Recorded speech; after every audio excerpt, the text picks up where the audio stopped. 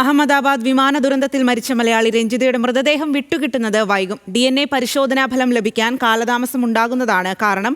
സഹോദരൻ രതീഷ് ജി നായർ ഇന്ന് രാവിലെ DNA ടെസ്റ്റിന് സാമ്പിൾ നൽകിയിരുന്നു. വിശദാംശങ്ങളുമായി അഹമ്മദാബാദിൽ നിന്നും ശരത് ലാലാണ് നമുക്കൊപ്പം ചേരുന്നത്. ശരത് ലാലിലേക്കാണ്.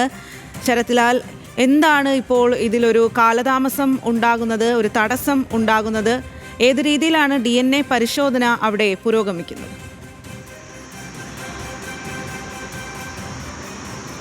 സ്വാതി, അത് വളരെ പ്രധാനപ്പെട്ട ഒരു ചോദ്യമാണ് സ്വാതി ഇപ്പോൾ ചോദിച്ചത്. DNA പരിശോധന ഫലത്തിൻ്റെ കാര്യം, DNA അതായത് കത്തിക്കരിഞ്ഞ മൃതദേഹങ്ങളിലൂടെ ഒരുവിധം എല്ലാ DNAകളും പരിശോധിക്കുക വേണം, അതുമായി മാച്ച് ചെയ്യണം. എന്നാൽ മാത്രമേ യഥാർത്ഥ ഭൗതിക ശരീരത്തിന് ഉടമയെ കണ്ടെത്താൻ കഴിയുള്ളൂ.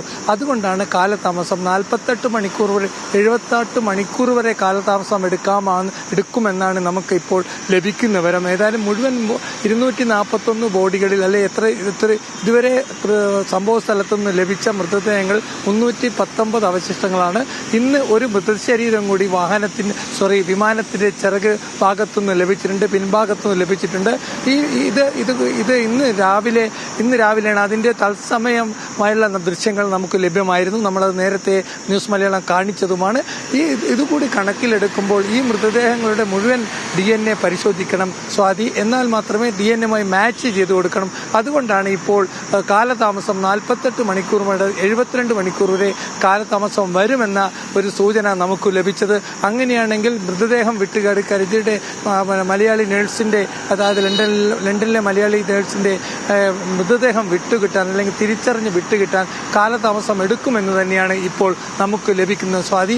വളരെ പ്രധാനപ്പെട്ട മറ്റൊരു അപ്ഡേറ്റും കൂടിയുള്ളത്, ഇന്ന് വിമാനത്തിന്റെ ചിറകുഭാഗത്ത്, അതായത് വിമാനം തകർന്നു വീണ ഹോസ്റ്റലിന്റെ മുകൾ ഭാഗത്ത് കുടുങ്ങിക്കിടക്കുന്ന വിമാനത്തിന്റെ പിറകുവശം പരിശോധിച്ചപ്പോൾ അതിൽ നിന്ന് ഒരു മൃതദേഹം കണ്ടെത്തിയിട്ടുണ്ട്.